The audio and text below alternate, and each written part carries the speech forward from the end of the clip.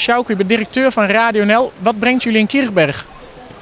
Ja, vooral de luisteraars en artiesten. Met name de combinatie natuurlijk van met luisteraars samen en samen met de artiesten. Dus een keer op een andere locatie zitten.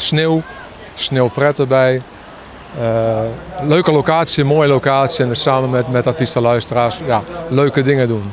Waarbij het wel de kunst is om altijd ook goede live radio te maken natuurlijk. Want de gezelligheid is zichtbaar op de achtergrond.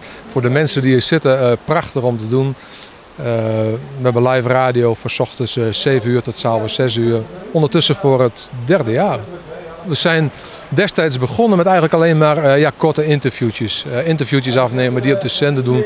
Vorig jaar hebben we dat ietsje uitgebouwd. Zijn we begonnen met van 12 tot 6 live radio. Dit jaar voor het eerst van 8 uur 's ochtends tot 6 uur wat ik net al zei.